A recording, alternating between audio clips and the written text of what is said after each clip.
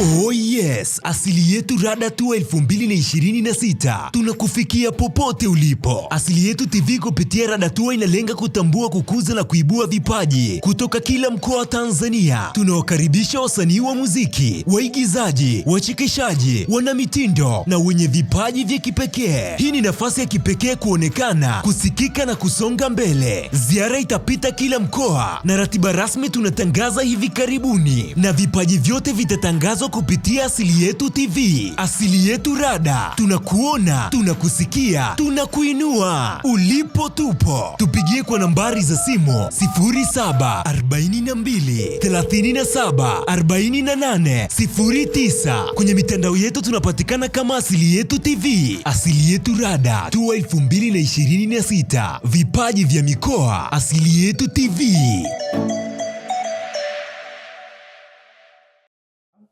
Karibu sana mtazamaji wa Asili Yetu TV, na leo niko na mwanadada ambaye tumetembelewa kupitia studio zetu za Asili Yetu TV kwa ajili ya kupiga naye story. Kubwa zaidi, kwa nini yuko hapa ni kulingana na brand ambayo anatembea nayo. Tumeona sasa hivi mkoani Njombe kuna watu ambao wanakuja kasi sana, ambao wameamua kutambulisha mkoa vilivyo sana. Tunapoanzia tuzungumzia wanatambulisha mkoa, tunamzungumzia Maiza Mbena ambaye anatambulisha mkoa wake kwa lugha ya Kibena, lakini pia tunaye afisa usafirishaji ambaye naye pia anatambulisha mkoa wake kwa namna yake anavyojua yeye. Lakini tumempata sasa mwanadada ambaye naye amekuja kwa njia nyingine, ambaye brand yake ametengeneza mfumo wa kutambulisha mkoa wa Njombe ambaye anajiita Girl from Njombe. Yuko hapa tunapiga naye story. Karibu sana. Asante. Umepoa sana. Mimi wakati na kufuatilia Girl from Njombe nikajua bonge ya dada moja limepanda hewani, afu kumbe hujai. Kawaida. Tuambie jina lako halisi, unaitwa nani na unatokea wapi? Jina halisi naitwa Glory Mgaya, natokea Ihanga. Glory Mgaya. Natokea Ihanga. Harakati zinaendaje hapa mjini? Hivyo tunapambana. Unapambana. Watu wanakujua kama Girl from Njombe. Jina hili lilianzaje? Kwanza nilifikiria siku moja. Nikuta ni zuri. Nikaamua kuliweka. Tulifikiria kwa muda gani na kwa nini tulifikiria kutumia jina hili? Nilifikiria kwa sababu watu wengi sana wanakataa sana mikoa ya sasa Njombe. Lakini ndio huko labda Dar wapi, ukiuliza wapi, labda Mafinga, Iringa, na hataji Njombe hataki kabisa. Okay. Mimi naona ni jina zuri sababu nimezaliwa huku, nimekulia huku. Okay. Hicho ndio kitu ambacho kilikuvunia, ulijivunia kutumia jina hili. Na jina hili lilikupa changamoto gani kabla ya kuanza kulitumia na faida ambazo unazipata kupitia jina hilo? Changamoto kwa kweli hapana. Sijawahi kuzipitia, lakini faida watu wengi kwanza, Njombe kumbe kuna dada wazuri weupe. Okay. Hiyo ndio faida ambazo wewe unaziona. Ndio. Okay. Na kitu gani kinakutofautisha kati ya wasichana wengine na wewe? Wasichana wengine na mimi. Ni jina au ni nini? Ni jina, hata ufanyaji wa kazi. Ufanyaji wa kazi. Okay, tutaangazia baadaye ufanyaji wa kazi uko mfumo gani. Tunataka kufahamu, wapo wasichana wakina dada wapo kama wewe na wanatumia majina ya kawaida. Unapokutana nao unapata challenge gani kuhusiana na jina hili ambalo unalitumia? Challenge hapana, lakini wengi sana wanisifia. Wanakusifia. Unafikiria sasa jina hili kulitumia kwenye biashara au libaki tu kwenye mitandao ya kijamii? Hapana, nafikiria kulitumia katika biashara. Okay, tunaona kabisa linaondoka. Kabisa. Kuna mtu yoyote ambaye ni mtu mzima aliwahi kuliona jina hili afu akakupongeza? Ndio. Unaweza ukatuibia siri ni nani huyo? Kweli ni wengi. Lakini watu wazima unajua wengi sana waingi TikTok, lakini kwa mtu ananiambia wewe nimelikuta unajiita Girl from Njombe, ulifikiria nini? Nikamwambia nilipenda, ndio hongera sana. Okay. Umetisha sana. Safari yako ya maisha ilikuwaje mpaka kufikia hapa ulipo kutumia jina hili? Kuna changamoto tumepitia, misuko nini? Changamoto ni nyingi kwa kweli. Kuna changamoto yote ambayo umewahi kukutana nayo ikakukatisha tamaa kabisa ya maisha? Ndio, ni nyingi. Ni nyingi. Sasa kutuibia. Nishaajiriwa kwenye usihitaje jina, siwezi kuitaja. Ikawaje? Ilikuwa ni ofisi ya nini? Ya mikopo. Bosi alikuwa ananitaka. Bosi alikuwa anakutaka. Sasa unajua mfanya kazi kuna mahusiano na bosi. Ndio unaweza ikawa nayo, lakini kuna wakati maana wasichana sisi ni wengi na kila siku wanatoka watoto wadogo wanakuwa. Okay. Kwa hiyo leo anapokuona wewe mzuri, atakuja mwingine atamwona mzuri, sababu ushatumika sana. Anajua udhaifu wako, unaweza kufukuzwa kazi. Okay. Wewe ulichukua maamuzi gani hapo?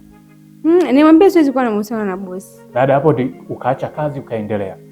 Kuacha kazi, lakini nilimwomba, nikamwambia naomba likizo nirudi nyumbani. Okay. Kuna wakina dada ambao wapo wanakutana na changamoto hizo kwenye ajira zao ambazo wao wameajiriwa au anapotaka ajira kwenye eneo fulani. Wewe binafsi unaweza kumshauri nini huyu msichana mwenzio? Kushauri kuanzisha mahusiano na bosi. Ni hatari. Ni hatari. Lakini wako walioolewa ameenda kufanya kazi baadaye akaolewa na bosi. Inategemeana. Sasa kama bosi mwenyewe ana mke alafu anakutongoza mfanyakazi, wewe unafikiri utakuja utaka kuolewa kwa mke wa pili? Sasa ujumbe wako unawaambia nini hawa kina dada? Kwa sababu changamoto hii mara nyingi ipo kwenye maofisi, sema tu kwa sababu kuna siri ambazo zimetunzwa ndani ya ofisi. Sasa wewe tunataka uwafikishie ujumbe, unawaambia nini wale wakina dada ambao wanakutana na hizo kaskazi na wengine wamekubali kabisa kuingiza mahusiano kwenye sekta za ajira? Siwashauri kwa kweli. Waache kabisa. Lakini sasa kuna mtu ana bahati na bahati, lakini siwashauri kabisa kuanzisha mahusiano. Okay. Ulishawahi kupenda? Yaani ukampenda mtu afu hataki kukuapproach, yaani unaona kabisa huyu mbona hanielewi? Ishawahi. Ulitumia mbinu gani?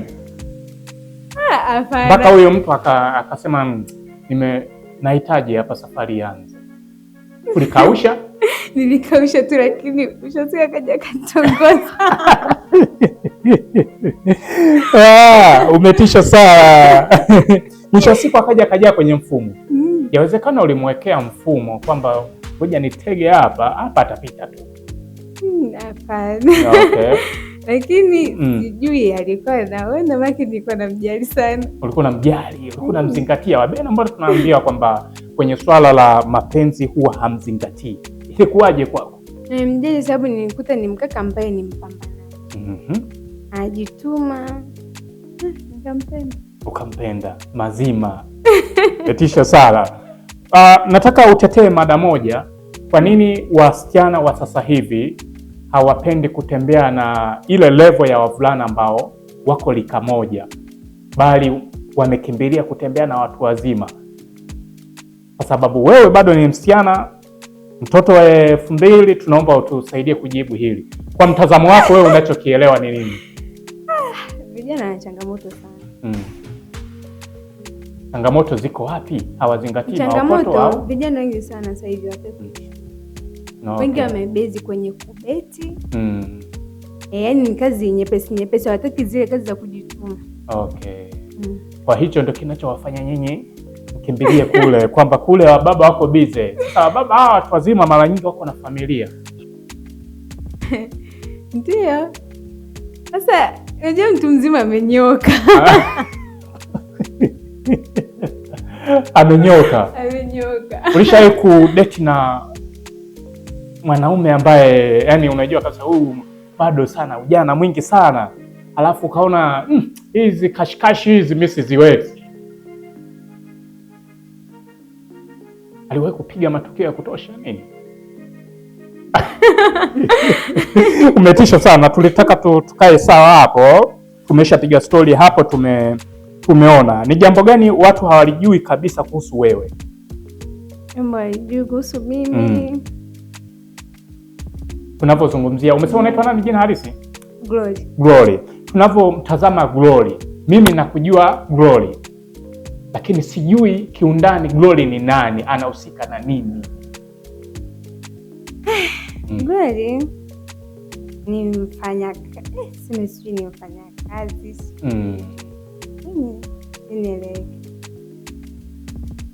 Glory ni mtu anayependa kujituma kufanya kazi. Glory ni mfanya biashara. Glory ni mjasiriamali, vitu kama hivyo. Glory ni mjasiriamali. Glory pia anahusika na mambo ya fashion. Ana scrub. Wapi huko tuje? Kwa Rich Baba Shop. Kwa Rich Baba Shop. Baba Shop. Iko wapi hii? Mtaa wa Vegas. Changamoto gani tunakutana nazo tukiwa saluni kama binti tunapofanya kazi na hawa wasichana? Changamoto tunazokutana nazo, kwanza watu wengi, tuseme sijui ni wanaume ni wanawake, wanadhani kila mdada anayefanya kazi Baba Shop ni malaya. Kati hiyo iko tofauti. Unawaambia nini sasa wale wadada ambao wanafanya kazi pale? Ule ukarimu huwa mnautoa wapi? Ule ukarimu ni vile tu sema sijui mazingira ambayo umekulia au jamii ambayo inakuzunguka. Ukiwa ni mtu wa kuchangamana na watu, kuna vitu najifunza. Okay. Na umegusia kwamba ni mjasiriamali. Tunafanya shughuli gani? Nauza vinywaji, chipsi, nyama. Okay. Wapi tunauzia tukuzingatie? Ni barabara ya Giraffe.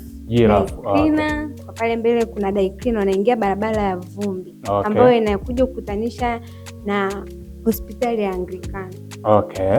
Unawashauri nini wasichana wengine wanaotaka kufikia mafanikio kama wewe?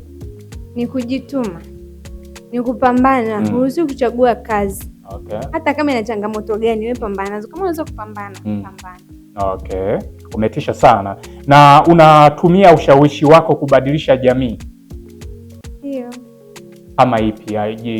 Vitu gani kwenye jamii wewe huvipendi kabisa na kutumia brand yako ya jina unatamani watu wabadilike?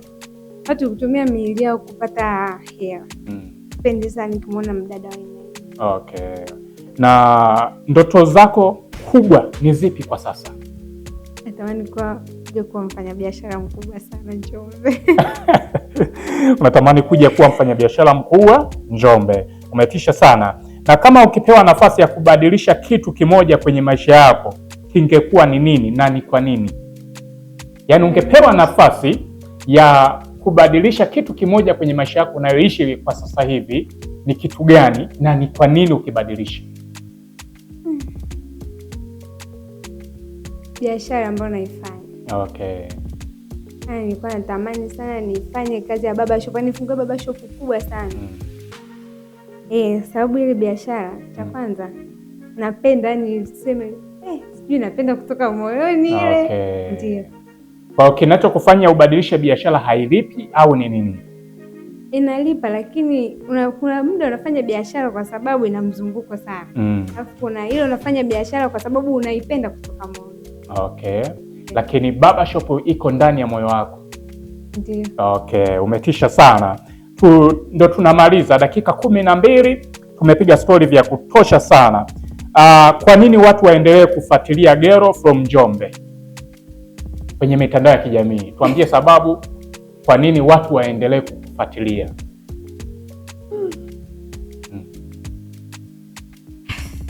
Naomba mnifuatilie kwa sababu napenda ambapo mnanisupport. Pia kuna watu wengine wananishauri.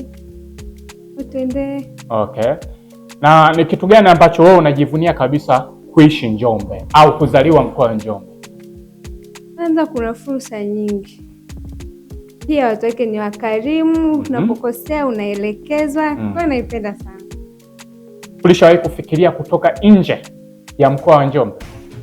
Labda kwa kujifunza, lakini kuishi huko hapana. Hapana. Umetisha sana Glory. Tumeweza kupiga story vya kutosha na imani tutakuwa umeenjoy. Sana. Una ujumbe gani sasa? Kuna kipi unataka umalize nacho?